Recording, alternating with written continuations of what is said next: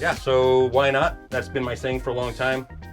I use that as my mantra to get over the golf ball and basically be, why can't I do that? It's golf, right? And I don't think everybody's gonna line up quite as beautifully as it did last year, but you never know. Who knows what could happen? I could miss the cut by 10, or I could maybe finish 15th again. Who knows? I'm not gonna write that story quite yet.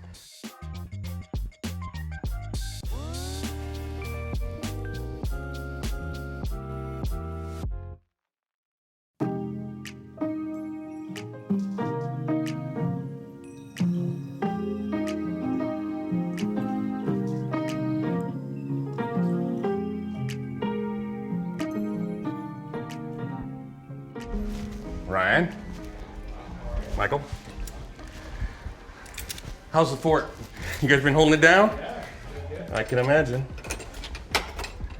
My name's Michael Block. I'm the head golf professional here at Arroyo Trabuco Golf Club. I guess it's kind of the day in the life of the busiest club pro in the United States for last year.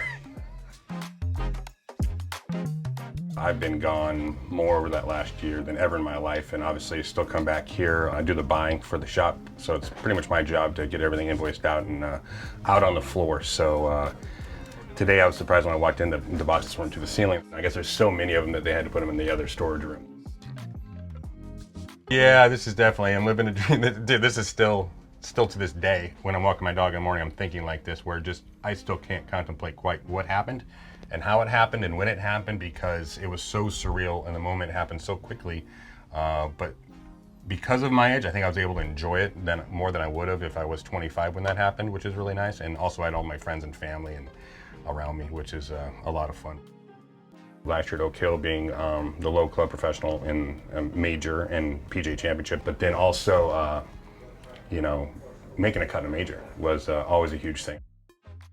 Obviously the TaylorMade staff bag from the 2023 PGA Championship at Oak Hill. I keep on trying to be somebody I'm not when I go play in these events. I'm trying to be too much of a tour pro. I said, just put Blocky on it. This is what everyone calls me. My wife calls me Blocky. Everyone calls me Blocky, and it worked out. Sitting down, I talked to my wife the other day and I said, I need to create some more goals for this year. And she goes, just make the cut. So it's all come full circle here where, it's not like, oh, you need to go to get better than top 15. She's like, you just make the cut, okay? And we'll be happy. So that's where we're at.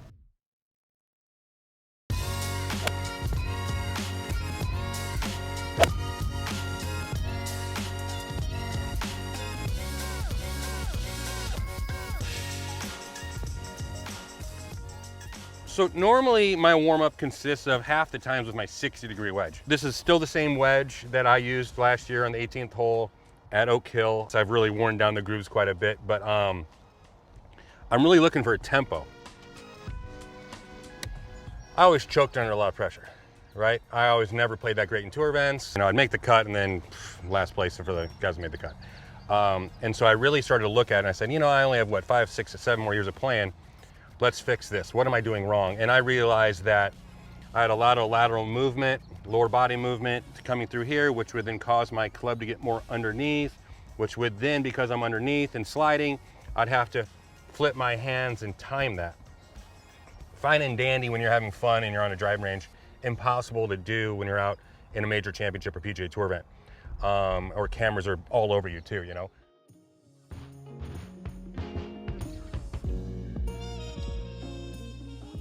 These little routine shots I just hit, this little just cover move, I'll sit here by myself in the back of the range and hit 100 of those in preparation for Valhalla. So last year I go into Oak Hill, and then all of a sudden, I go into the practice rounds and I purposely didn't want to play with anyone. And then I get paired with 2 great guys Thursday and Friday, and all of a sudden 70-70 happened. And that's when I put my arms up in the air on Friday afternoon when I made that par putt on number 9, because I knew that I still get the chills right now when I'm even saying it. And I put my arms up and I'm just like, that was just this huge amount of relief. But then, obviously Saturday, even though it was pouring rain on us and the conditions were brutal and the fairways were no longer firm, I putted better than I ever putted in my life that day.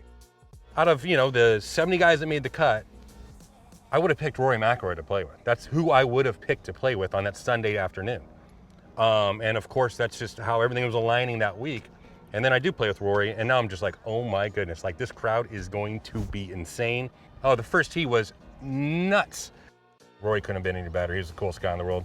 I didn't look at him until probably the 4th or 5th hole to actually watch how cool the shot is that he hits. And I'm just like, that's a different game.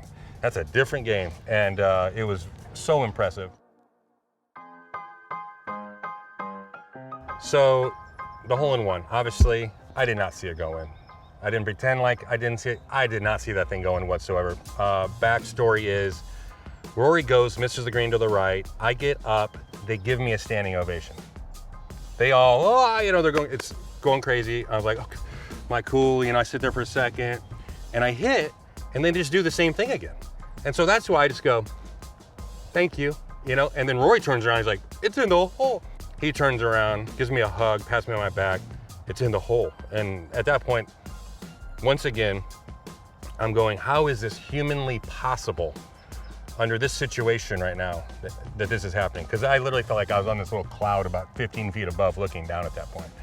And I'm like, this is no chance, no way. And I literally say it just like that now. I said it, I go, no way. It was obviously the coolest moment of my life.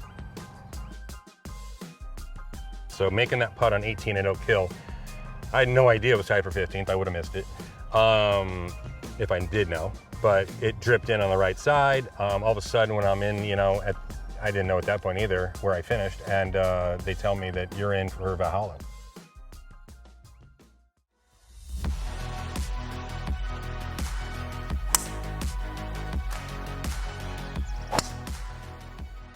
The PGA Championship this year at Valhalla is probably one of the biggest events of my life. Now, everyone thinks for some reason, once again, I'm gonna go do exactly what I did, but as we know, that was, more than likely a once-in-a-life dream week.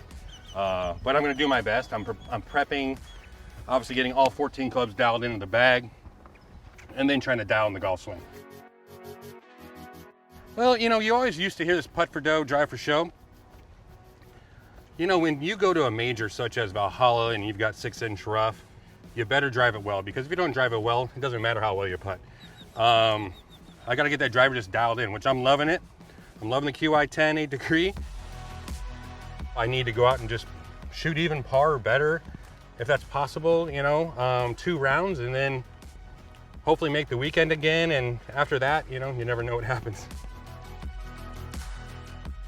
Yeah, I was fortunate enough to go back to Valhalla a couple months back with Jimmy, the owner of the club. I'm making some putts. All of a sudden, I think I birdied like 8 and 9 and make the turn go. Doing okay again. Nothing crazy though. It's not like, wow, this round's unbelievable. But then all of a sudden, I finish up with a couple birdies, make an 8-footer on 18. And Jimmy looks at me and he goes, you just shot the course record. Everyone kind of visualizes who they are. And sometimes we kind of get stuck where you think this is where I'm gonna plateau. And I feel that no matter what age you are, that you can break through that line and keep going up. And I'm a huge advocate of that. And I'm glad that I kept believing in myself almost to age 50 that I could do it. And I could go play against Rory and the best players in the entire world, and I did it. And I just hope a lot of other people learn from that, whether it's in their normal business as a insurance salesman, or somebody working at a grocery store as a clerk. I just hope that everyone realizes that they can keep moving forward.